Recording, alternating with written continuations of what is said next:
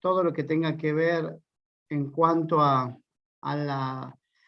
teórico y que sea lo mejor posible. Bueno, chicos, en la clase de hoy vamos a tratar de hablar de un grupo de neumonías que en el gran contexto de las neumonías existen múltiples clasificaciones y además de existir múltiples clasificaciones, existen múltiples neumonías que no tan solo cuando hablamos del término neumonía, no tan solo le quepa el término de neumonía a todo lo que sea infeccioso. Bueno, hay otros términos que entran dentro de las neumonías que se llaman, en un grupo de no infecciosa, de las cuales una muy, no tan solo frecuente de ver es uno que se llama neumonía eosinofílica.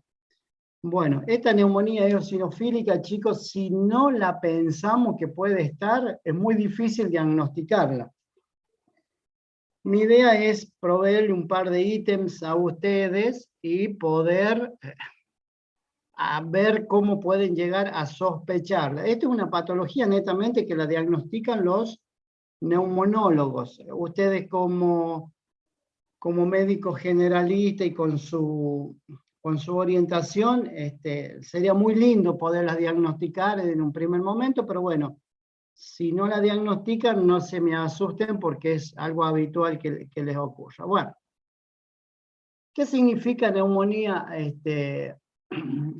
eosinofílica? Es la neumonía, ¿sí?, en la cual se manifiesta por presentar, la característica de esta neumonía se caracteriza por presentar eosinofilia pulmonar, ¿sí? Esta eosinofilia pulmonar, como ustedes saben, ¿cuál es el porcentaje de eosinófilos en sangre? A ver, ¿alguien me puede decir?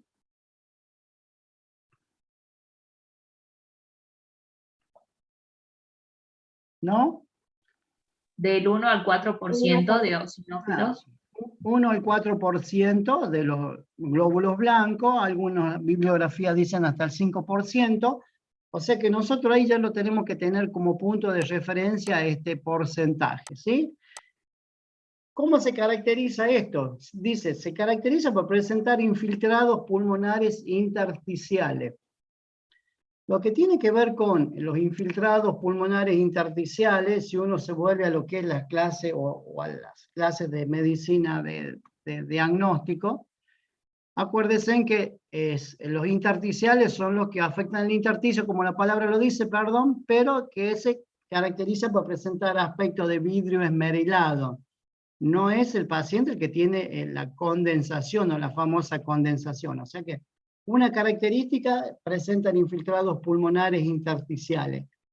Generalmente son bilaterales que afectan ambos pulmones con una prevalencia o una predisposición a localizarse más en la zona periférica, o sea, lejos del ilio, para que ustedes me entiendan, y que tiene por característica que tiene un incremento de eosinófilos en la sangre periférica, o sea que si nosotros hacemos un citológico completo o un hemograma completo, vamos a prestarle mucha atención a la fórmula de los eosinófilos. Vieron que la fórmula dice glóbulos blancos, neutrófilo, polimorfo, dice linfocito, dice eosinófilo, dice basófilo. Bueno, nosotros tenemos que prestarle mucha atención a los eosinófilos. Estos aumentan en sangre periférica y cuando aumentan en sangre periférica, también aumentan en el tejido pulmonar, o sea, de ahí el término que es una eosinofilia pulmonar, ¿sí?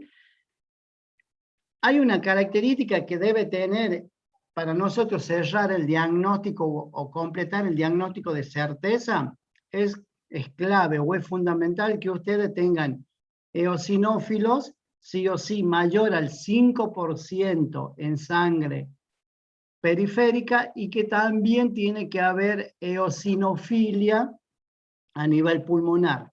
Ya vamos a ver cómo la medimos la eosinofilia a nivel pulmonar, pero eso es para que ustedes lo tengan en cuenta. De esta eosinofilia deberían, siempre se desprende uno de los diagnósticos, una de las cositas que ustedes deben saber los síndromes hipereosinofílicos, que a lo mejor no es en bacterias, bueno, no sé si infectos ya le estarán dando, que son los síndromes hipereosinofílicos, son el aumento de los eosinófilos por un cierto número. Después van a ver que es el de 500, 500.000 y mayor a 1000. Les traigo forma de colación. Entonces, infiltrados, eosinófilo en sangre y eosinófilo en pulmón. Bueno, acá está medio todavía no se termina de dilucidar bien cuál es la fisiopatogelia que tiene esta enfermedad, pero se cree que son pacientes que tienen un grado de atopía, los famosos por ahí que pueden hacer una reacción, los pacientes que pueden ser asmáticos. Lo que genera esto es que el aumento de los eosinófilos en el parénquima pulmonar hace toda una reacción de la cascada, ¿no?, inflamatoria. Acuérdense en que siempre va a producir la cascada, produce citoquina, estas son proinflamatorias, y de ahí van a activar los grupos celulares, sobre todo los grupos celulares que tengan que ver con las células tipo granulomatosa. En este caso nosotros debemos tener en cuenta que no siguen el camino de las interleuquinas. ¿Te acuerdas de la interleuquina 1? Que son las que son más infecciosas que inflamatorias. Bueno, este movimiento de eosinófilo tiende a producir autoanticuerpos, se llama. O sea, el organismo genera, porque no es algo que esté acostumbrado a tener eosinófilo en una cantidad elevada, entonces genera anticuerpos. Y estos anticuerpos no tan solo van a parar al pulmón, sino que también van a parar a distintos órganos, o sea, también tiene una localización extrapulmonar, y ahí cuando nos aparece esa localización extrapulmonar, empezamos a tener no sé si la luz o pensar de que muchas veces esto suelen ser como un indicio de unas enfermedades que se llaman autoinmunes, ¿sí? Estas enfermedades autoinmunes, como la palabra lo dice, son enfermedades donde el organismo se agrede a sí mismo. Entonces podemos estar ante la presencia de una enfermedad autoinmune que solo tiene esta manifestación de la hipereosinofilia. ¿Se entiende hasta ahí? Sí, profe. ¿Sí? Sí, Bueno. profe. Bueno, entonces, según la presencia o no de eosinófilo en la sangre, lo vamos a clasificar, sobre todo tiene una clasificación clínica que se llama neumonía eosinofílica aguda. Como muchas de las patologías que ustedes conocen, también se dividen en aguda, y neumonía eosinofílica crónica. Bueno, en cuanto a la neumonía eosinofílica aguda, estos pacientes generalmente tienen una presentación casi súbita. Tienen pacientes que de pronto tenían una vida habitual y empiezan con disnea, empiezan con la sensación de falta de aire, y cuando consulta, y uno lo lleva a veces a la consulta y los controla, hace un examen físico y podemos encontrar rales crepitantes bilaterales, porque acá estamos ante la presencia de, como yo les decía, un infiltrado intersticial bilateral. Y si nosotros no la tratamos esta forma aguda, los pacientes entran con una hipoxemia marcada y pueden pueden desarrollar y se puede morir un paciente. Entonces, si nosotros en un primer momento esta neumonía eosinofílica no la sospechamos, se nos puede morir el paciente. La mayoría de las veces no la sospechamos, les soy sincero, porque empezamos a pensar en otras patologías más frecuentes, pero cuando encontremos, vuelvo a repetir, esto de ser medio tedioso con algunas cosas, si ustedes encuentran eosinófilos en sangre elevado, vayan abriendo un poco el abanico de sus pensamientos, sus diagnósticos diferenciales. Y después, si esa neumonía puede pasar como un síndrome gripal o como algo desapercibido para el paciente, se convierte en una neumonía eosinofílica crónica, ¿sí? ¿Qué se caracteriza esto? El paciente tiene menos síntomas, es como que aprende a convivir con esta enfermedad, y por supuesto, al tener menos clínica y todo lo demás, el paciente se queja de que le falta un poquito el aire, pero no es algo que a veces lo lleve a la consulta en forma urgente, y a veces consulta porque se cansaba más de lo habitual, y entonces va a la consulta y nosotros le pedimos toda una serie de estudios complementarios, y ahí aparece, y ahí tenemos que dilucidar bien si es una aguda o es una crónica.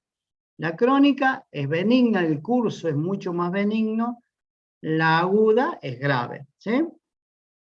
Entonces, si nosotros empezamos a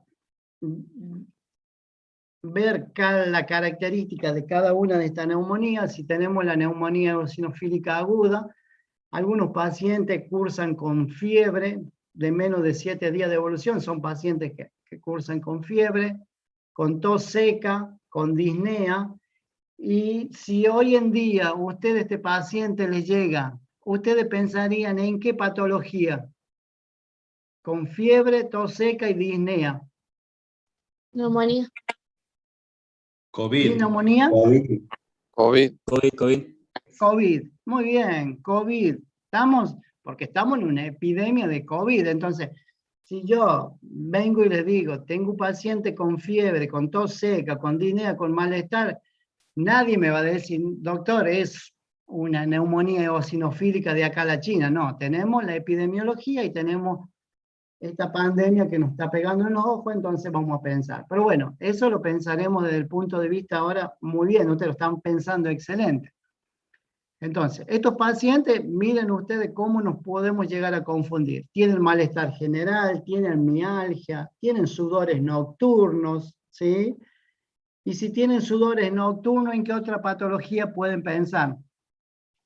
Tuberculosis. Linfoma de Hodgkin. Muy bien, linfoma, tuberculosis. Estamos ahí, ustedes van viendo cómo se van abriendo distintos abanicos. Y a veces dolor torácico pleural, el famoso dolor tipo puntada de costa. Como les dije, estos pacientes siempre están taquipneicos, ¿sí? Están taquipneicos, tienen fiebre, tienen crepitantes, que yo les decía que son bilaterales, y pueden aparecer roncus. Los roncus son en menor frecuencia, pero los crepitantes son casi categóricos a la hora de poderlos auscultar, ¿sí? El día que ausculten unos crepitantes de lo que se llama neumonías intersticiales, se van a acordar, no se van a olvidar, siempre queda un poco grabado en su memoria. La mayoría de las veces, estos pacientes, como ya dijimos, tienen taquipnea, están hipoxémicos, y muchas veces terminan en asistencia respiratoria mecánica. Así que ahí es donde tenemos que tener principal control y ver cómo está su parte de su PO2. ¿Es muy raro que produzcan un shock? Sí, es muy raro. En este caso, el shock si producen, no es un shock hipovolémico, no es un shock séptico, porque acuérdense que existen otros tipos de shock, pero en este caso hacen un shock distributivo, que es por vasodilatación que se produce, ¿no? Entonces, estos pacientes pueden tener este tipo de shock. Bueno, entonces, ya dijimos de la aguda, curso bastante grave, terminan en asistencia respiratoria, tienen fiebre, decaimiento, diagnóstico diferencial hoy en día del COVID, y después tenemos la neumonía eosinofílica crónica, que es la otra clasificación que habíamos hablado, que estos pacientes pueden también cursar con tos, con fiebre, pero es mucho más solapado, es lo que decíamos, no, mucho más lento. Y hay algo que siempre a ustedes los va a hacer confundir, que muchas veces son asmáticos, o en su defecto, muchas veces estos pacientes es un debut de un asma. Entonces ahí empieza a haber otro diagnóstico diferencial, que es el asma. Sí, en caso de que sea una eosinofílica crónica. Recuerden que el asma también tiene un cierto grado de atopía, entonces ahí empieza a dificultarse con los diagnósticos diferenciales. Entonces, la neumonía crónica, como les dije, menos disnea, pueden tener sudores, pueden bajar de peso. Tengo una duda. ¿Perdón? Tengo una duda. ¿Hay una clasificación de pocas personas que presentan un asma con predominancia de eosinófilos? ¿Vendría a ser esto? No es esto. Hay asmáticos que cursan con hipereosinofilia, pero la característica de este asmático son los famosos asmáticos puros. En este caso, estos pacientes no cursan con fiebre. Recuerden que el asma no tiene fiebre a no ser que tenga sobreagregado una infección por alguna bacteria. ¿Sí? En eso busquen el diagnóstico. ¿Se entendió o...? Sí, sí se entendió. Ah, bien. Bueno, entonces ya sabemos que hay aguda y crónica. ¿Cómo hacemos el diagnóstico? El diagnóstico es, no sé si simple o sencillo, pero el diagnóstico, si ustedes no lo sospechan, no lo van a poder hacer. El diagnóstico se basa fundamentalmente en el interrogatorio. El interrogatorio se hace hincapié mucho en lo que es los hábitos laborales, los que están expuestos a tóxicos, los que están expuestos a sustancias volátiles. Bueno, acá nosotros hace un par de años, nosotros tuvimos un par de neumonías eosinofílicas en unos pacientes de Chepes. No sé si alguien conoce Chepe, que es el sur de acá de La Rioja, que son los que juntan y secan el poleo para las hierbas compuestas. ¿Vieron esas, las hierbas CBC, todas esas hierbas que son compuestas? Bueno, esta gente seca el poleo, seca la hoja, todo, y eso, cuando hacen la molienda, eso volátil ingresaba por la vía respiratoria alta, y llegó a producir, no me acuerdo si 3 o 4 casos de esta neumonía eosinofílica, ¿sí? Y estaba asociado mucho al tema laboral. Ahí nos lo pudimos diagnosticar por el tema del tema laboral. Y fue justo en 3 o 4 trabajadores. Bueno, entonces, ¿es característico los infiltrados? Sí. ¿Es característica la eosinofilia sanguínea o en sangre periférica? Sí. Y el diagnóstico de excelencia, por decirlo así, termina siendo la eosinofilia en el lavado bronquioalveolar, ¿sí? Las siglas, ese es lavado bronquioalveolar. Es una maniobra que es invasiva, se usa un fibrobroncoscopio, ¿sí? Que se introduce, se intila solución fisiológica a nivel de los bronquios y después se aspira y eso se manda a analizar, ¿sí? Entonces, si nosotros tenemos eosinofilia en el lavado bronquioalveolar, es categórico que puede ser una neumonía eosinofílica. No existen eosinófilos en las secreciones bronquiales, entonces a veces la cantidad o el porcentaje es alto. Y a eso usted lo tiene que cotejar con la eosinofilia en sangre periférica. Y si en caso que tengamos muchas dudas, a veces, pero es muy poco frecuente de realizarlo, se puede hacer una biopsia pulmonar. Una biopsia pulmonar que es por punción transtorácica, no es que se abre la parrilla costal para tomar una muestra del pulmón, se toma por una punción transtorácica y se manda a analizar, ¿sí? Entonces, esos son los 3 parámetros donde ustedes se pueden guiar para hacer el diagnóstico. La epidemiología, por supuesto, el interrogatorio y el examen físico, ¿no? El examen físico de lo que hablábamos era de la semiología respiratoria.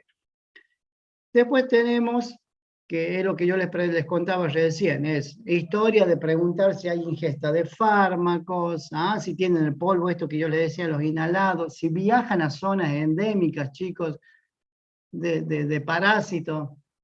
No se olviden que hay parásitos que hacen el famoso ciclo de Loeffler, ¿sí? Y tienen el compromiso pulmonar, ¿no? Entonces estos pacientes pueden manifestarse como una neumonía eosinofílica, sobre todo el Ascaris lumbricoides es uno de los parásitos que generan el ciclo del Loeffler y que pueden manifestarse como neumonía eosinofílica. Piensen siempre en contacto con animales, sobre todo los caninos, los perros, ¿sí? En pacientes que tienen asma, por supuesto, lo que yo les dije.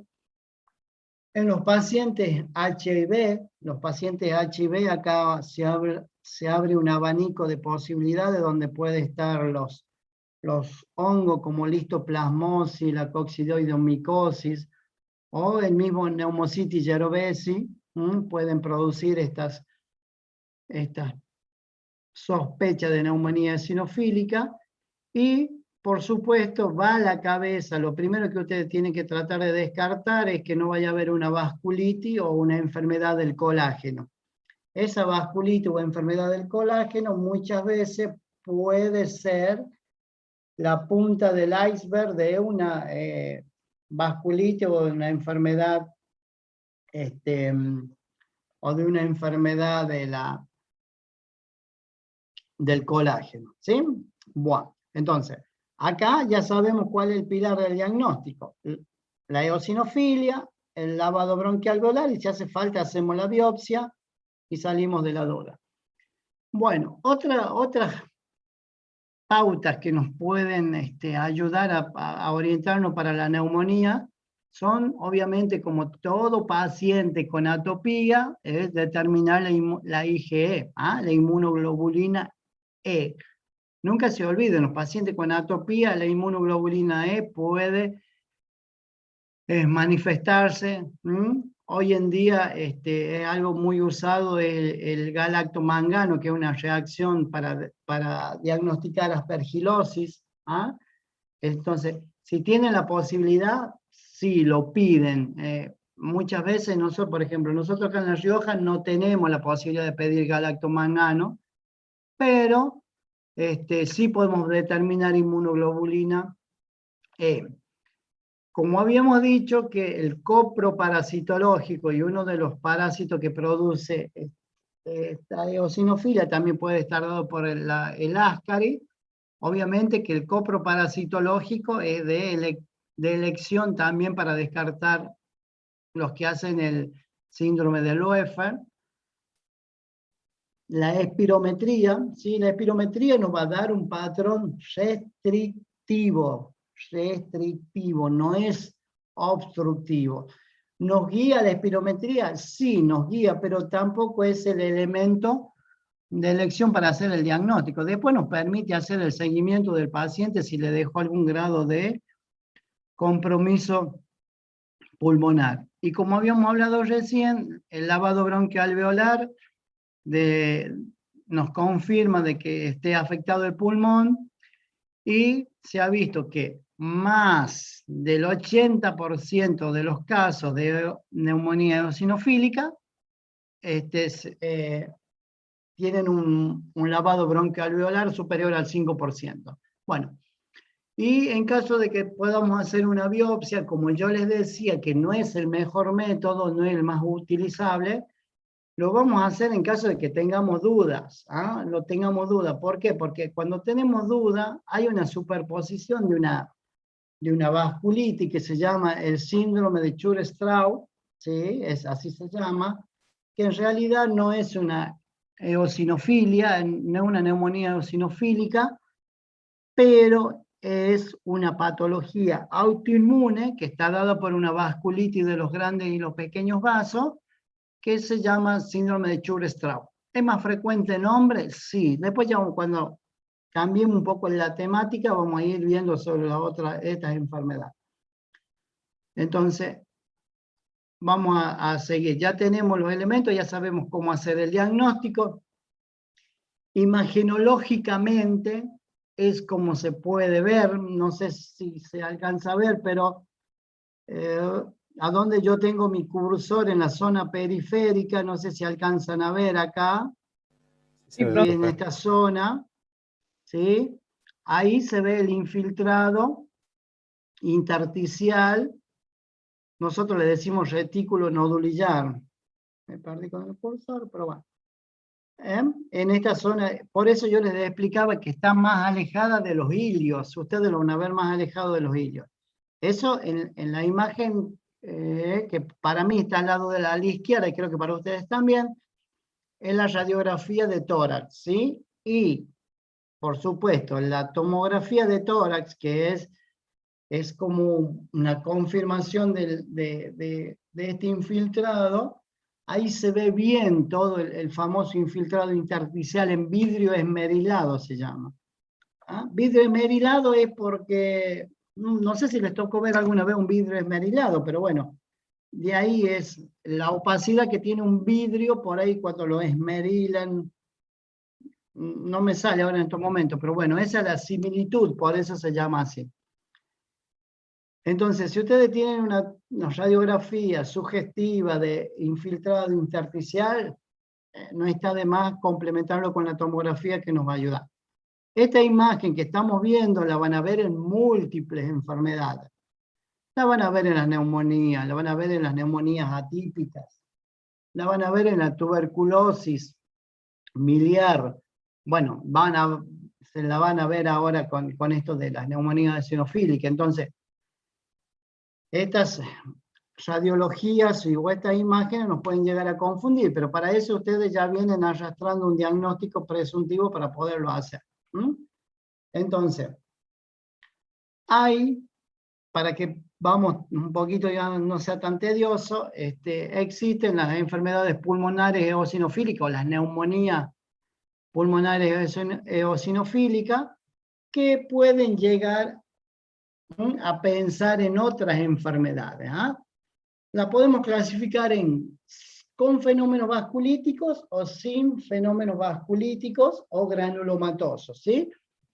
Los fenómenos vasculíticos tienen que ver con la infiltración tipo linfoide, bueno, de toda una reacción a nivel de los pequeños vasos, y los no vasculíticos o los granulomatosos tienen que ver con un diagnóstico de la anatomía patológica, con la formación de los granulomas, ¿sí?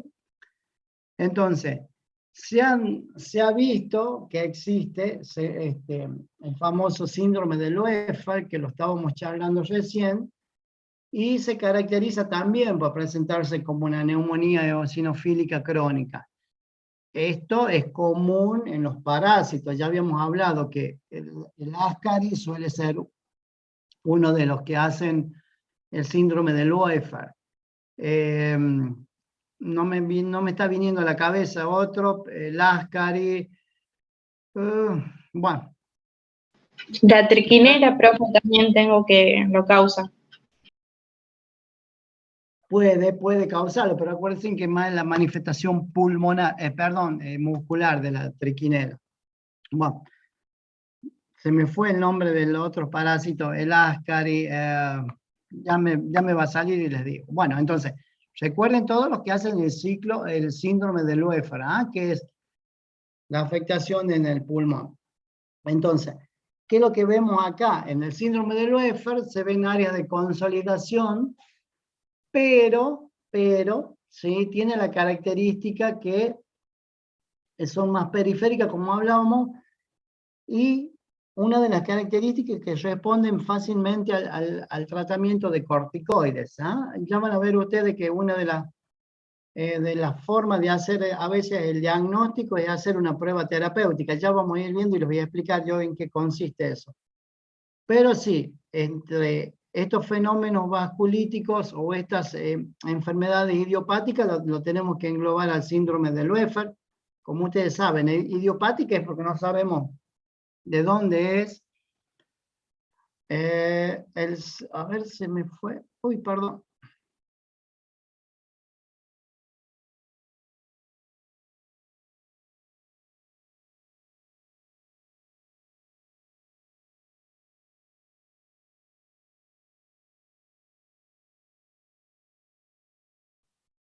Ahora sí, perdone chicos, me perdí con la diapo.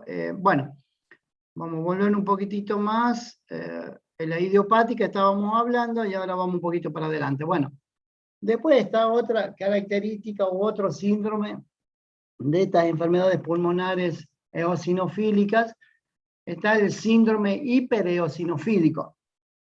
El síndrome hipereosinofílico era lo que yo les traía a colación hace rato, que sí se manifiesta por la presencia de eosinófilos en sangre periférica, están altos, pero también están altos en la médula ósea. O sea que si nosotros hacemos una punción de médula ósea, la hipereosinofilia también aparece ahí. Ahí se clasifican en leve, moderada y grave. Leve es eosinófilo menor a 500, entre 500 y 1000 es moderada y grave mayor a 1000.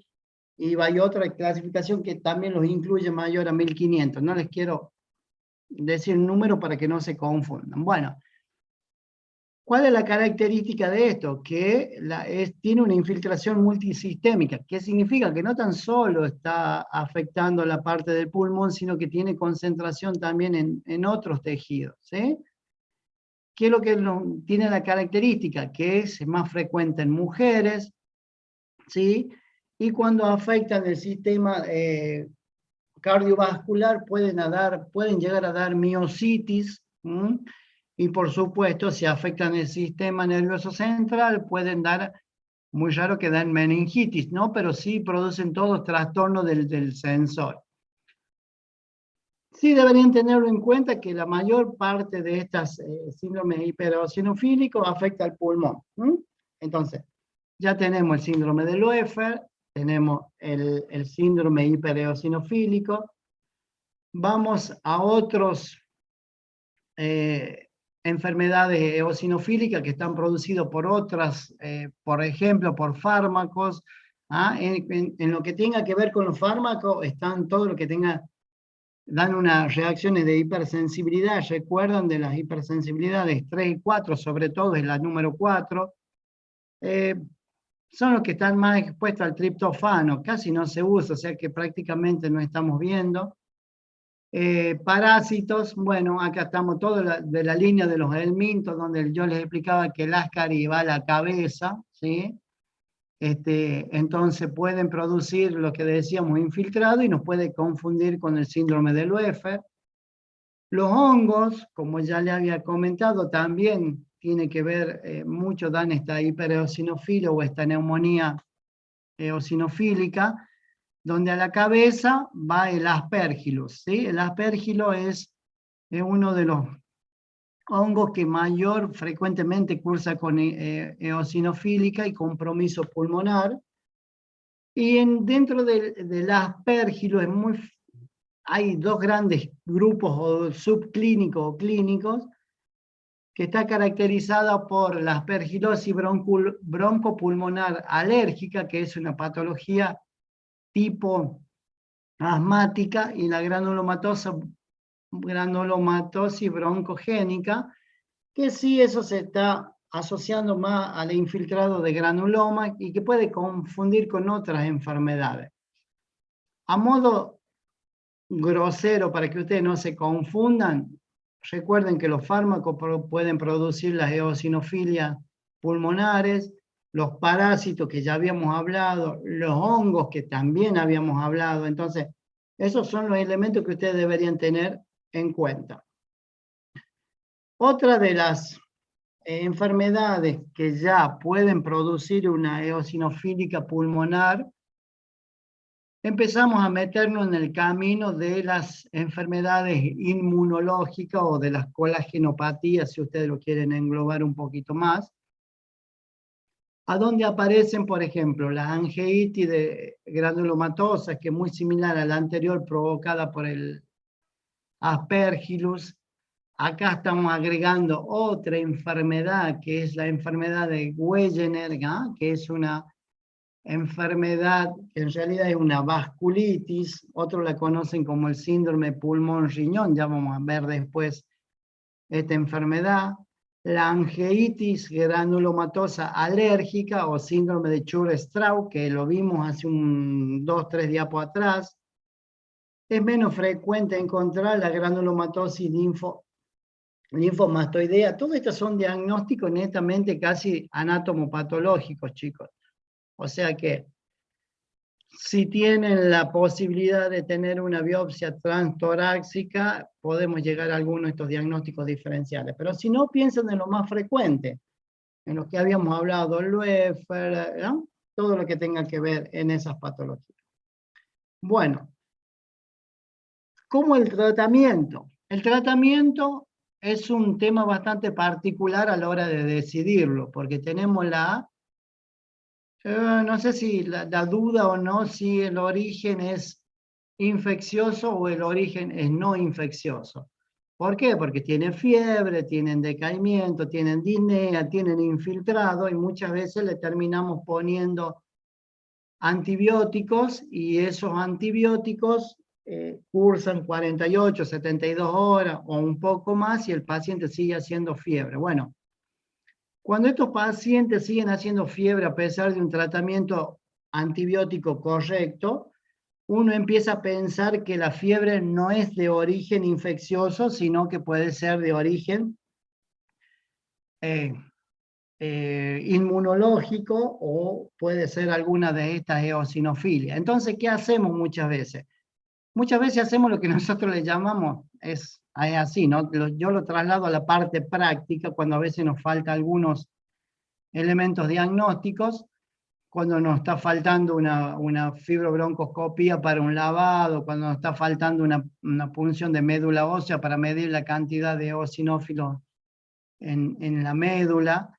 A veces se suele hacer lo que llamamos prueba terapéutica, ponemos corticoides, ¿sí? Ponemos corticoides, y el colocar corticoides muchas veces el paciente deja de hacer fiebre, mejora la disnea, mejora su infiltrado. Bueno, no es lo correcto por ahí, porque lo ideal es que tengamos el diagnóstico para usar este tipo de tratamiento, pero muchas veces echamos mano a esto. Entonces, ¿qué usamos? Usamos corticoides. Los corticoides sistémicos, llámese hidrocortisona, dexametasona, pero acá el caballito de batalla es la metilprednisolona. ¿Ah? Recuerden la metilprednisolona, o la prednisona si ustedes quieren.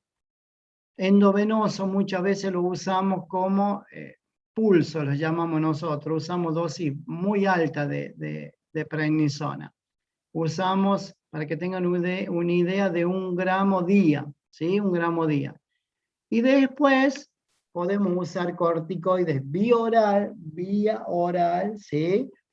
Hacemos el traspaso y usamos entre 40 a 60 miligramos día, ¿sí? Bueno, ¿cómo le calculamos para usar esto? Nosotros le calculamos desde el punto de vista por kilogramos de peso. Se ha visto que podemos calcular de 1 a 1,5 miligramos por kilo de peso. Entonces, un paciente que tiene, qué sé yo, 60 kilos, por ahí podemos usar entre 60 o a 80 miligramos de prednisolona una vez al día. ¿Sí? ¿Se entendió esa dosificación o no? Sí, profe. ¿Sí? Bueno. Entonces, ya le pusimos corticoides sistémicos, lo vamos a tener que pasar después a corticoides vía oral, porque el tratamiento no es corto, el tratamiento se hace generalmente en un par de meses, ¿sí? ¿Y cómo vamos a irlo sabiendo si tenemos una respuesta terapéutica? Es, mejoran los síntomas, deja de hacer fiebre, mejora la disnea, y tiene algo muy característico acá, que la radiografía a los 14 días ya se ve una mejoría, ¿sí? Cambia por ahí con las otras neumonías que son de etiología infecciosa, por ahí la radiología no cambia tanto, tan corto tiempo. Entonces, ahí tenemos la otra variabilidad, ¿no? Que a veces con la resolución radiológica también nos orienta que puede ser una neumonía eosinofílica. Bueno, entonces, a ver, creo que la última diapo, déjenme que vea, sí. Entonces, a grosso modo, recuerden que existe esta enfermedad que se llama neumonías eosinofílicas, ¿sí? Que es por presencia de eosinófilos en sangre y en el lavado bronquioalveolar, que existen fármacos, que existen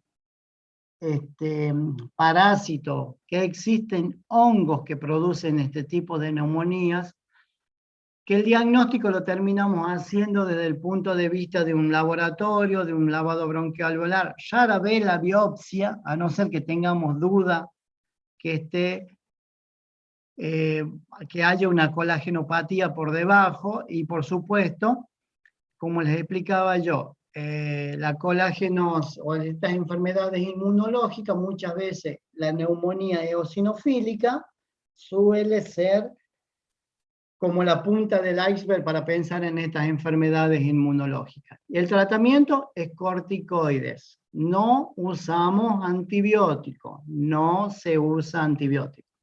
Y la resolución es bastante rápida. Entonces por ahí eso nos hace pensar mejor. ¿Se entendió? ¿Sí? Sí, profe. Sí, profe. Están medio cansados, ¿no? Bueno. Lo vamos a tratar de cambiarlo lo más rápido posible. Les quiero dar otra neumonía. Les quiero dar otro tema, rapidito, así nos podemos, los puedo dejar tranquilo, que también es muy frecuente de ver y que en cierto modo tiene una asociación con respecto al tema que estuvimos viendo. Entonces, para que cerremos un poquito el cuadro, va a ser así. Son enfermedades, chicos, muy tediosas de leerlas, muy tediosas de darlas, muy difíciles por ahí de entenderlas, pero que tenemos que en lo posible poder, las terminamos dando, y me perdí con el cursor, para poder, para que ustedes tengan la sospecha diagnóstica y no se centren que todas enfermedades del pulmón son netamente enfermedades neumónicas, ¿no? Neumonías pulmonares, como neumonías infecciosas, ese sería el término. Bueno. ¿Están cansados? ¿Quieren que sigamos así? ¿Lo hacemos rapidito? Siga, Sí, profe. profe. Siga, termino. Así ya lo dejamos tranquilo. Miren, hemorragias intraalveolares. Bueno, como la palabra lo dice, la presencia de sangre dentro del alveolo, chicos. Entonces, si nosotros tenemos una hemorragia intraalveolar, ¿sí? ¿Cuál va a ser la manifestación clínica del paciente? Hemoptisis. Hemoptisis. Excelente. Hemoptisis. ¿Me entienden? Hemoptisis es la causa número 1 de la enfermedad del paciente. O sea, es la consulta que lo trae al paciente. Entonces, ahí ya sospechamos que hay un compromiso alveolar. ¿Y un paciente que tiene hemoptisis, preocupa o no preocupa? Sí. Sí. ¿Sí? Pero ¿les preocupa a ustedes? Yo si los veo a ustedes y les digo, vengo con hemoptisis. ¿Se van a asustar, se van a preocupar o van a decir, no, es una flemita con sangre? No, sí preocupa. profe. Se preocupan, Nos preocupan. se preocupan. Se Los diagnósticos preocupan. diferenciales ¿Ah? pueden ser tuberculosis, un cáncer, entonces hay que... Bien, se preocupa porque la hemoptisis es una patología que fácilmente el paciente puede hacer un shock hipovolémico y se puede morir delante de su cara. ¿Sí? Bueno. Ay, no me quiere pasar el... Bueno. ¿Qué dice de la hemorragia intraalveolar? La hemorragia intraalveolar se denomina difusa por la característica, por la forma que se presenta, que se da en forma difusa. Está causada más que todo por vasculitis, que son de los pequeños vasos pulmonares. Cuando hablamos de vasculitis, estamos hablando de fenómenos inmunitarios, ¿sí? No existe la palabra vasculitis que no esté asociada a fenómenos inmunitarios. Cuando hablamos de fenómenos inmunitarios, ahí empezamos a pensar en el depósito de anticuerpos, el depósito de inmunoglobulina, y empezamos a pensar en todos los lados donde existen vasos pequeños que pueden tener compromiso de inmunocomplejos, ¿sí? Eso que les quede en claro, y ahí vamos a empezar a dilucidar todo lo demás. Existen 3 grandes grupos, dice. Las paninmunitarias, ¿sí? O las pausinmunitarias sería que simulan ser inmunitarias y que no lo son, ¿sí? Y que se caracteriza por presentar capilaritis. Esta capilaritis es una inflamación también y un depósito de anticuerpos, y se caracteriza por presentar anticuerpos citoplasmáticos antineutrófilos. Son los famosos llamados ANCA, anticuerpo citoplasmático antineutrófilo. Esos serían los ANCA. Después vamos a tratar de ver qué es lo que es uno, qué es lo que es otro, ¿sí? Después están las otras producidas por depósitos de inmunológico, que tiene que ver por depósitos de inmunoglobulina, ¿sí? Ya sea de distintos tipos de inmunoglobulina que se depositan en la membrana basal, ya van a ver que el diagnóstico termina siendo anatomopatológico, y existe, como en todas enfermedades que no sabemos a dónde incluirla y cómo dejarlas, son las famosas grupos misceláneos, grupos idiopáticos, como ustedes los quieran llamar, a donde acá ya empezamos a pensar en fármacos, en infecciones. Ya vamos a ver con el advenimiento del HIV aparecieron muchas de estas enfermedades, pero dentro del grupo este, ¿sí? Entonces, pausa inmunitaria, las producidas por los depósitos inmunológicos, y un gran grupo de los que incluyen por toxicidad. Bueno, como les dije, ¿el diagnóstico es difícil? Sí, si ustedes no lo sospechan es muy difícil hacerlo. Los pacientes pueden cursar ya con un diagnóstico de una vasculitis o una enfermedad inmunológica, entonces ahí ya empieza a sospechar uno de la etiología de la hemorragia intraalveolar. Entonces ahí ya un poquito ya podemos decir sí, porque la etiología es inmunológica. Acá se caracteriza porque tienen infiltrados alveolares bilaterales, ¿sí? Y la presencia de infiltrados alveolares, ahí es muy difícil discernir las imágenes de lo que es un infiltrado alveolar, de lo que es un infiltrado intersticial. Ya cuando veamos la tomografía o la radiografía van a poder dilucidarse mejor. En cambio, acá tenemos infiltrados alveolares, que es porque el alvéolo está ocupado, ¿sí? Entonces, estos pacientes, como dijimos, la causa número 1 de su consulta es la hemoptisis. Todo paciente que consulta por sangrado va de la mano de la caída de la hemoglobina y del hematocrito, que son los más sensibles. Después van a ver que los glóbulos rojos no se modifican tanto. Y como yo les decía que la hemorragia alveolar, así como la neumonía eosinofílica, también puede ser la punta de un iceberg, perdón por ser tan tedioso con eso, de una enfermedad sistémica. Cuando hablamos de enfermedad sistémica, hablamos de enfermedades del colágeno, sobre todo de las inmunológicas, ¿eh? Entonces, pensamos en las enfermedades que afectan a los pulmones, pero muchas veces cuando hacemos el diagnóstico en el pulmón ya nos damos cuenta que tiene otros compromisos, en otros órganos. Esta diapositiva, la verdad que no se nota mucho. Bueno, a grosso modo, nosotros tenemos que saber que existen vasculitis de los grandes vasos y de los medianos vasos y de los pequeños vasos, ¿sí? Donde los de grandes vasos está la poliarteritis nodosa, la enfermedad de Kawasaki, esas son las dos. Y después tenemos la de los pequeños vasos, ¿sí? Donde están por depósitos de inmunocomplejo, y además lo que a veces se manifiestan por la presencia de los anticuerpos antinucleares que habíamos hablado hace ratito, de los famosos ANCA que yo le dije, dentro de las cuales tenemos las vasculitis. Ya vamos a ver cuáles vasculitis, sobre todo la poliangeitis microscópica es muy raro de ver.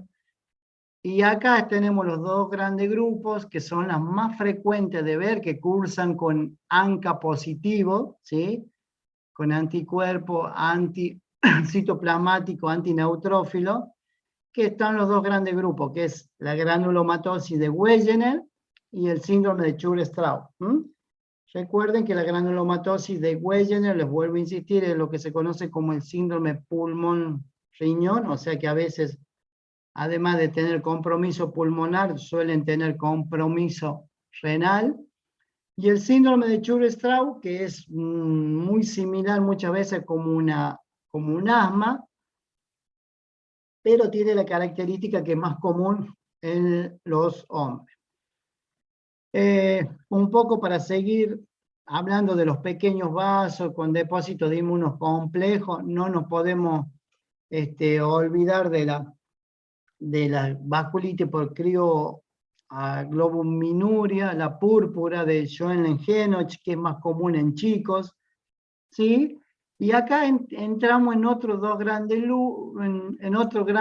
grupo, que son las vasculitis o la afección de los pequeños vasos, que también se produce en el lupus.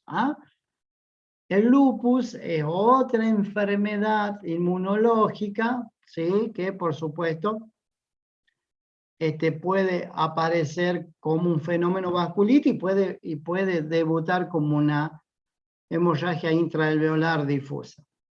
Bueno, entonces, las causas de la hemorragia alveolar difusa, tenemos las que cursan con capilaritis o sin capilaritis.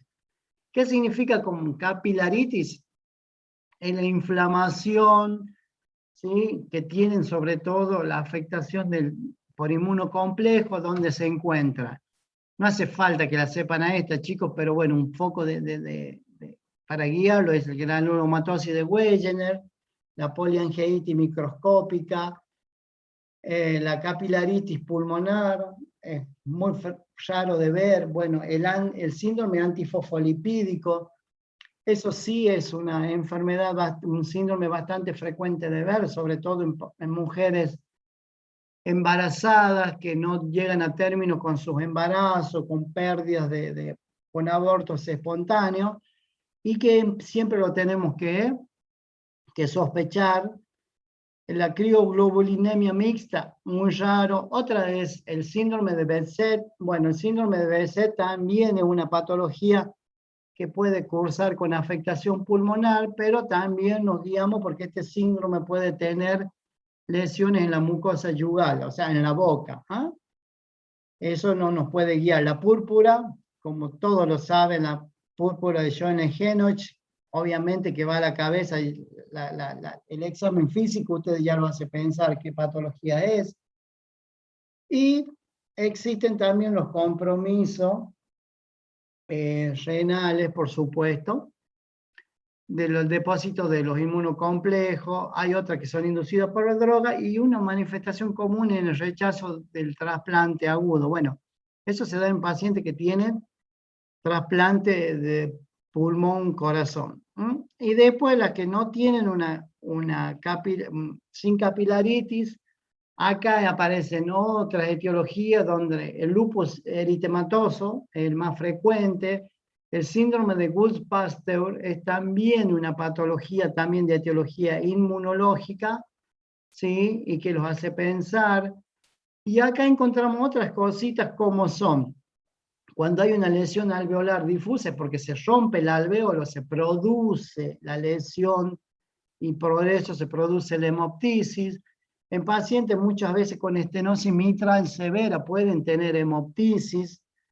Cuando tenemos alteración en la coagulación, ¿sí? Llámese trombocitopenia, llámese insuficientes hepáticos que cursan con trastornos de la coagulación. No se olviden los pacientes que están en plan de anticoagulación por medicación, o sea, ya sea por acenocumarol, también pueden producirse. ¿Por qué? Porque de pronto nos excedimos con la anticoagulación y pueden cursar con una hemorragia alveolar. y es muy raro de verlo, la leiomyomatosis o esclerosis tuberosa. Bueno, esa es la leiomyomatosis o esclerosis tuberosa, es una enfermedad de etiología autosómica, no, recesiva creo que, bueno, es una enfermedad genética que cursan con los tubérculos en piel. Les doy a modo de que sepan nada más, pero no es que la van a terminar viendo. Las que son más importantes son las que están del grupo del lado de la izquierda de la pantalla de ustedes, bueno, que es granulomatosis de Wegener, que están del lado mío también. ¿Estamos? Bueno, entonces, hemorragias, causa de hemoptisis, gravedad, que existe un grupo de enfermedades, ¿sí? De los que son de la pequeña vía y los que son de la pequeña vía, de los vasos más pequeños y de los vasos más grandes, ¿sí? Entonces, esas son un poco las etiologías. Bueno, acá un poco para que nos guiemos en forma, si ustedes, uno de los elementos fundamentales de estas enfermedades autoinmunes que producen hemorragia intraalveolar, ya empezamos a pensar en pedirle lo que nosotros le llamamos inmunofluorescencia. La inmunofluorescencia es que para buscar la presencia de inmunocomplejo dentro de la membrana basal. Entonces, si tenemos anticuerpo antimembrana basal, ya sabemos que puede ser un síndrome de Guth-Pasteur. Es bastante difícil de encontrarlo este síndrome, pero sí se lo ve. Si encontramos depósito de inmunocomplejo en la membrana basal, por supuesto, ya sabemos que lupus, todas las enfermedades del tejido conectivo, como llámese dermatomiositis, polimiositis, enfermedades mixtas del tejido conectivo, pueden cursar con inmunocomplejo. Bueno, las enfermedades renales que pueden cursar por depósito en el glomérulo de inmunoglobulina A. Y por supuesto están acá todo lo que tenga que ver con los que están asociados a los anticuerpos, que es lo que sigo insistiendo, que son los famosos ANCA, ¿sí?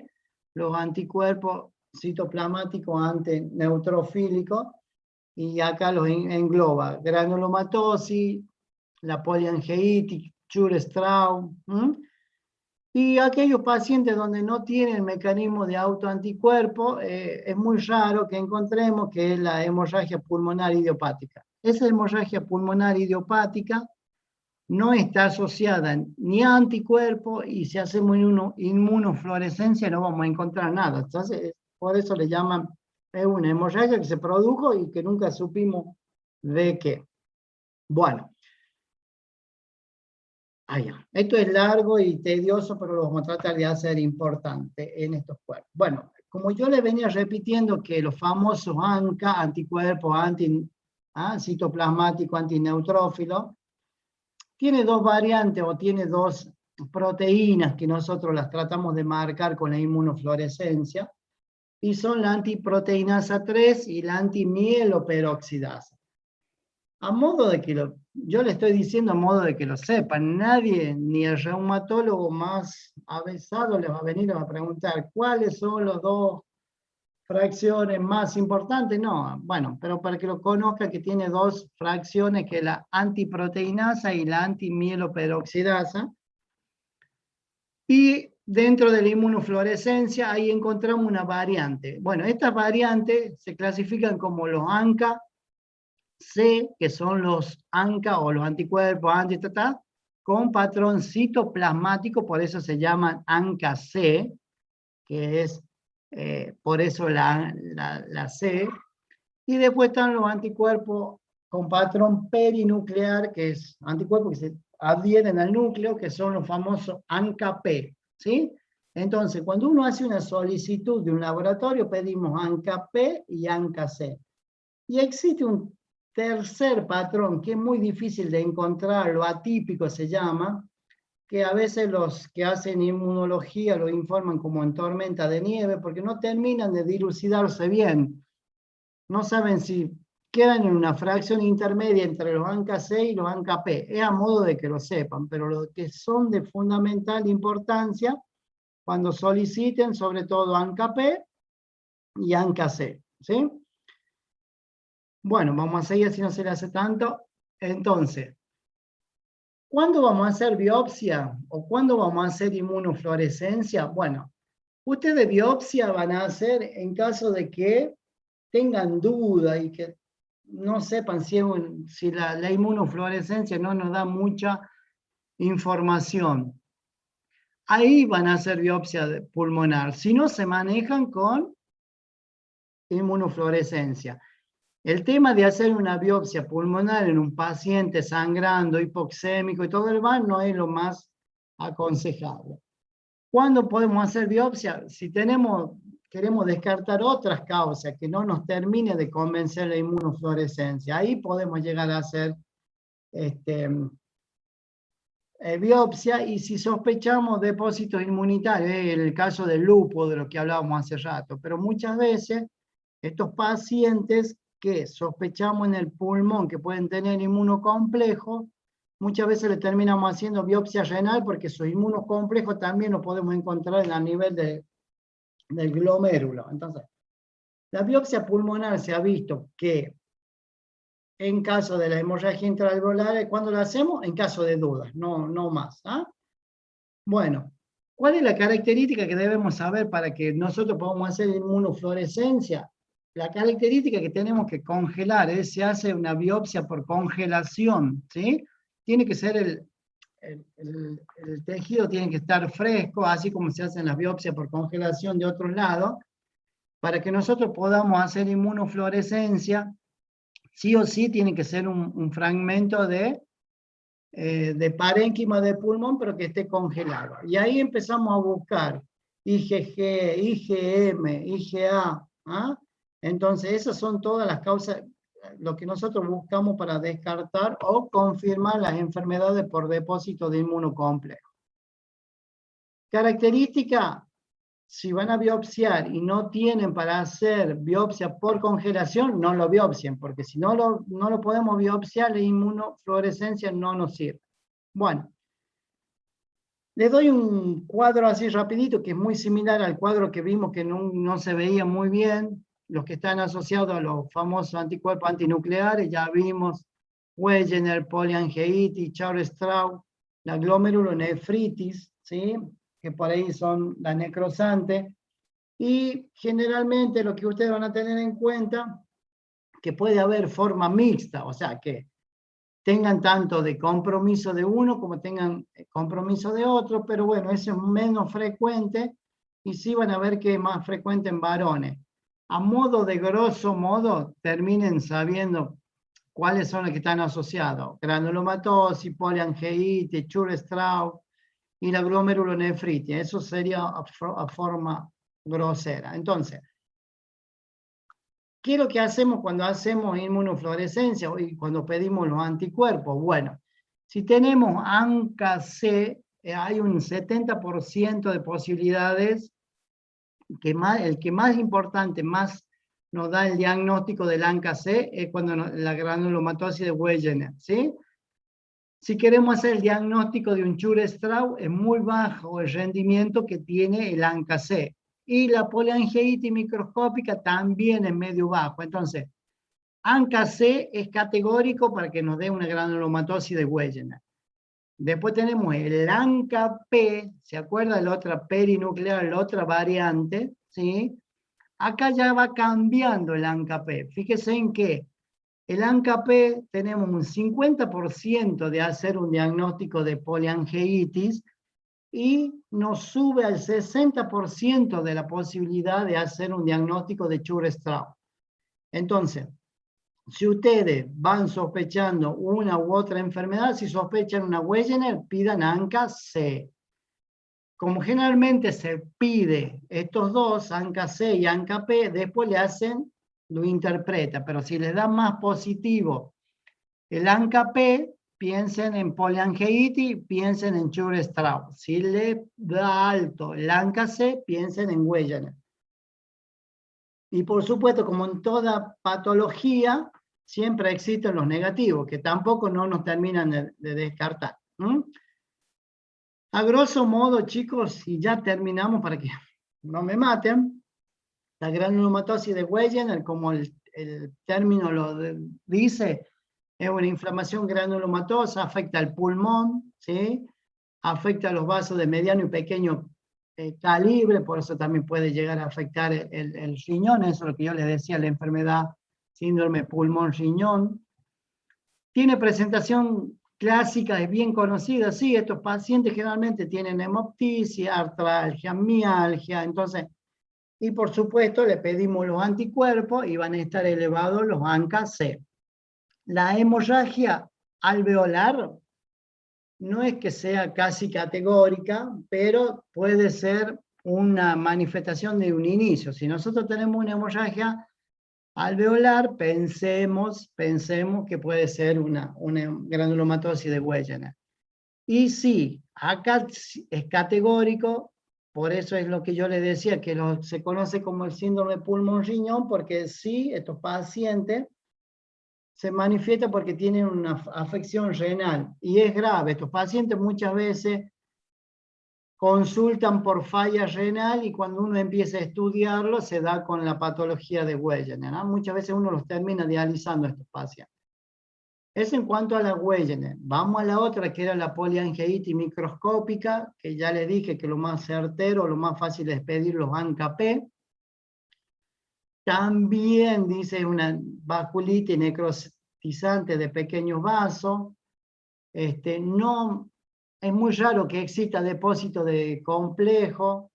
Les vuelvo a explicar, el pulmón en la localización más común pueden cursar con hemorragia alveolar. Y acá es algo también muy categórico que cursan con una glomerulonefritis rápidamente progresiva, casi en el 80 al 100% de los casos. O sea que, si ustedes sospechan una poliangiitis, lo más probable es que ya tengan compromiso renal. Esta enfermedad tiene más compromiso renal que la granulomatosis de Wegener. Entonces, si la afectación renal es más importante, pueden pensar en esta poliangiitis. Nada más que ustedes piensen que los ANCA-P son los que más nos acercan al diagnóstico. Y acá, ¿qué pasa con esto? Como toda enfermedad con hemorragia, hay un alto porcentaje que los pacientes fallecen, ¿sí? Por eso es que yo les decía, pacientes, si tienen hemoptisis, asústense. Tengan miedo, tengan cuidado, ¿sí? Y si de pronto le toca a este paciente que pasa la etapa aguda de todas esas cosas, podemos pensar que con el tiempo este pulmón va a ser un pulmón afectado y va a llegar a dar una fibrosis, ¿sí? Y se va a comportar como una enfermedad obstructiva. El síndrome de Church-Strauss, chicos, vuelvo a lo mismo, granulomatosa, rica en eosinófilo. Ahí tenemos el gran diagnóstico diferencial con la clase que terminamos de ver, que son las neumonías eosinofílicas. Por supuesto, afecta al pulmón. Vuelvo a ser insistente con la afectación de los vasos de pequeño y medio calibre. Y acá, sí, acá, el síndrome de Church-Strauss, nunca se olviden, está asociado mucho con asma y la eosinofilia que hablamos anteriormente. Bueno, estos pacientes es más común en los hombres, pero no dejen de descartar en una mujer. O sea que un paciente con asma y que de pronto venga con una hemorragia alveolar, piense que puede ser un Church-Strauss. Bueno, la hemorragia, a modo de decirles que no es menos común en la vasculitis, la hemorragia, pero sí, les digo esto a modo de que sepan nada más, existe una capilaritis pulmonar que se llama un síndrome de hemorragia alveolar también, que se produce por hemorragia, perdón la repetitividad, y cursa con ANCA-P, entonces tienen que hacer diagnóstico con la poliangiitis. Bueno, ¿cuál es la característica de esta capilaritis? Que solamente afecta pulmón, no afecta al riñón como los dos anteriores, ¿sí? Que yo les dije que muchas veces terminan haciendo glomerulonefritis. No, esto afecta directamente, se limita a pulmón. Bueno, esto es medio confuso. Enfermedades que cursan con afectación glomerular, bueno, ya sabemos de que existen positivos los ANCA. Acá terminamos haciendo el diagnóstico por biopsia. Acá sí echamos mano a la biopsia, y como yo les dije, la biopsia tiene que ser en fresco, por congelamiento, para poder buscar el depósito de IgG en la membrana basal del capilar del pulmón, ¿sí? ¿Y por qué? Lo buscamos en el pulmón, pero si por ahí tenemos la posibilidad de buscarlo en el riñón, también es muy probable que lo encontremos en el riñón. Bueno. Bueno, y otra forma de corolario, les quería contar, como ya les dije, en el grupo donde los pacientes que pueden presentar otros depósitos de inmunocomplejo, el lupus viene siendo a la cabeza, ¿sí? Estas son de las que nosotros las englobamos dentro de las enfermedades inmunológicas, pero sin capilaritis, ¿ah? El lupus va a la cabeza, ¿sí? Después está la artritis reumatoide. No se olviden que la artritis reumatoide también es una colagenopatía que puede tener impacto en el pulmón, sí, pero es muy baja la frecuencia con que produce fenómenos hemorrágicos. Es más común que produzca fenómenos trombóticos que hemorrágicos en la artritis reumatoide. Y como habíamos hablado hace ratito, les dije que hay hemorragia alveolares difusa dentro de la polimiositis, la enfermedad mixta del tejido conectivo, en la esclerodermia, ¿sí? Y a modo de volverles a abrir un poquito los ojos, nunca se olviden de los cuadros graves que pueden ocurrir en el síndrome antifosfolipídico, ¿sí? En el síndrome antifosfolipídico es una enfermedad donde no se produce, hay trastorno en la coagulación y hay un fenómeno trombótico, ¿sí? Que es muy frecuente en mujeres, tiene una alta mortalidad, y la característica muchas veces de estas mujeres es que no llegan a término sus embarazos, ¿sí? Otras causas de hemorragia, a modo de ejemplo, hay una enfermedad que se llama enfermedad veno-oclusiva del vaso, que casi nunca se ve. Hemorragia pulmonar, que son de etiología no inflamatoria, que como les decían, la estenosis mitral. En los pacientes que tienen anticoagulación, que ya lo vimos hace un par de diapositivas atrás, que uno se pasa con el tema de anticoagulación del acenofumarol.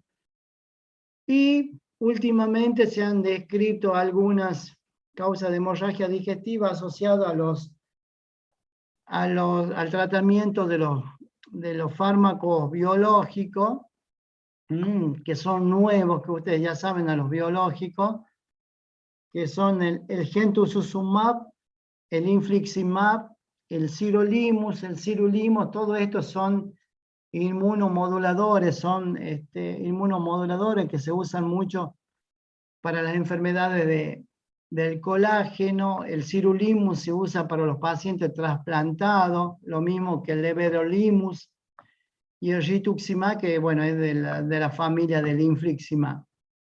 Entonces, y los otros, a modo de que tengan en cuenta, hay pacientes que pueden cursar con hemorragia alveolar difusa en el uso de los pacientes que usan cocaína, ¿ah? O sea que si están ante la presencia de pacientes que consumen cocaína, piensen que ese paciente puede tener una hemorragia alveolar, o si tiene una hemorragia alveolar, indaguen, pregunten si no consume cocaína. Bueno, acá, a modo de que lo vean, ustedes acá van a ver que el infiltrado, este tipo alveolar, como les decía yo, es más bien periférico. No sé si alcanzan a ver lo más blanco por afuera del hilio, tanto de los dos lados. Recuerden no sé si, no vieron. Los infiltrados en ala de mariposa que se producen en el edema agudo del pulmón son más iliares. Bueno, esto también se comporta como ala de mariposa, pero están por fuera del ilio. Esto es lo que se ve en una radiografía de tórax de un paciente con una hemorragia alveolar difusa. Obviamente lo complementamos con la tomografía, y acá sí se ve todo esto que vemos acá ocupado, que es radiodenso, está ocupado por sangre, por destrucción de la... Entonces, con estos dos elementos, uno ya podría decir que estamos ante la presencia de una hemorragia intraalveolar. Después tendremos que buscar cuál es la etiología, si es un Church-Strauss, si es una granulomatosis, si es una poliangiitis, si es un lupus. ¿Estamos? Y el tratamiento, y los dejo en paz porque ya lo debo haber hartado, es muy pesado este tema. Como sabemos, toda patología inmunológica, primero, ¿qué tenemos que hacer primero? Es que deje de sangrar. ¿Por qué? Porque si sigue sangrando, el paciente hace un shock hipovolémico y se nos muere, ¿sí? Y lo segundo que debemos tratar es que el paciente no haga un daño de riñón. De por sí ya suelen tener un daño en el riñón. Entonces, si el paciente sigue sangrando, hace hipovolemia, si hace hipovolemia, baja el flujo de filtrado y hace daño renal. Obviamente que un paciente, volviendo a lo que les pregunté, si el paciente tiene hemoptisis, es un paciente que quema, que da miedo, que se les va a morir si no hacen las cosas bien, ¿sí? Hay un alto porcentaje que van a la intubación mecánica, hay un alto porcentaje, y se ha visto que ante la sospecha de una hemorragia intraalveolar de un paciente, independientemente de la etiología, si sea o no sea infecciosa, si sea o no sea colágeno, ¿qué usamos? Usamos prednisolona, lo mismo que decíamos de las neumonías eosinofílicas, y acá se agrega otro ítem que es la plasmaféresis. La plasmaféresis es tratar de sacarle los elementos, los anticuerpos que están generando esta reacción mediante la plasmaféresis. A grosso modo, como limpiarle la sangre, por decirlo así, en grosero. La ciclofosfamida, que es otro citostático, se llama esto, que se usa también en algunos casos. Casi no se usa en caso de que haya, se usa en caso de que haya un compromiso del riñón, si no, no se usa. Y acá la metilprednisolona después con el tiempo se lo deja a dosis alta, le llamamos nosotros, de 1 miligramo kilo día, 1 gramo día por 3 días, hacemos un pulso que se llama, y después le dejamos de 1 a 2 miligramos kilo día. Para que sepan, se tratan con corticoides. Es una urgencia, ¿sí? La presencia de una hemorragia intraalveolar puede estar asociada a las enfermedades que acabamos de hablar, de Church-Strauss, granulomatosis de Wegener, poliangiitis, pero también pueden estar asociadas a las enfermedades que no tengan depósito de inmunocomplejo, como puede ser lupus, artritis reumatoide. También puede estar asociado, como dijimos, a los pacientes que consumen cocaína. Bueno. Chicos, este tema es pesadísimo, no les quise dar otras cosas más porque me van a terminar odiando. A modo de...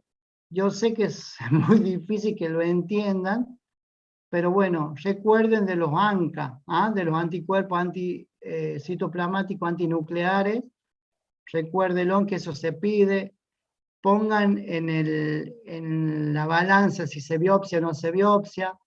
Nunca se olviden, para hacer el inmunofluorescencia y hacen biopsia únicamente por depósito, por congelación. Y no me acuerdo qué más lo podría ayudar. Bueno. Si me dicen que le entendieron el 5%, me quedo tranquilo. Si dicen que no le entendieron, están perdonados. ¿Hay alguien ahí del otro lado? Se me fueron todos. Es mucho, pero sí se entiende. Sí se Bueno, entiende, lo que entiende, pasa, igual estamos muy cansados por el tema de que tenemos Sí, doctor, examen, mucho contenido. hay mucha Bien, información, pues sí. pero Es no, mucha información. Sí, Bueno. no es un problema de usted, no sé, yo lo veo de esa forma. Bueno, sí, están cansados y tienen el final de, la era, ¿no? Perdón, Sí, la la era semana que viene. la semana que viene. Ujú. Bueno, obviamente ya voy a subirlo a la plataforma, todo esto, para que ustedes lo vayan leyendo. Las diapositivas, como yo siempre les digo, son orientativas, para que ustedes tengan una idea cómo se pueden desempeñar. Terminan leyendo, hay muchas veces que lo tienen que leer sí o sí, la diapositiva no alcanza para que les... Pero bueno, en términos generales, la idea que les quede claro de la hemorragia intraalveolar, de la neumonía eosinofílica. La neumonía eosinofílica la diagnostica la mayoría de las veces el neumonólogo, y la hemorragia intraalveolar por estas enfermedades asociadas al depósito de inmunocomplejos, de todas las que hablamos, las termina diagnosticando el reumatólogo, pero es muy lindo sospecharlas. Y cuando uno las sospecha, después le queda el gustito de que no estaba tan lejos de lo que uno por ahí va estudiando. Así que ese es el grado que a mí en particular me ocurre cuando vemos estas enfermedades raras, chicos, porque esta no es una enfermedad que cada 15 días van a tener un paciente con esta patología. Así que bueno, chicos, disculpen la demora de haberse conectado, ya vamos a ver si para el próximo yo les mando el link o les manda Harold, y nos veremos, no sé si la semana que viene hay teórico, ¿no les dijo nada el doctor Somerville? Nos dijo que sí había. Sí había. Bueno, listo entonces. Profe, Sí, pregunten. ¿usted no tiene que dar apnea del sueño también? Si quieren les doy apnea del sueño y les da sueño. No les voy a dar apnea del sueño, sinceramente, porque no se puede dar tantos teóricos en 2 horas donde no les rinde a ustedes y no me rinde a mí tampoco. Después de última, si queda colgada, después la hablemos, le ponemos un anexo si ustedes quieren. Pero se complica darles tanta información en un solo día, no tiene mucho sentido. Listo, gracias. Listo, chicos, los dejo, que tengan buenas tardes y buen fin de semana. Muchas gracias. Chao, profe, Gracias, gracias. profe. Chao. Buenas tardes.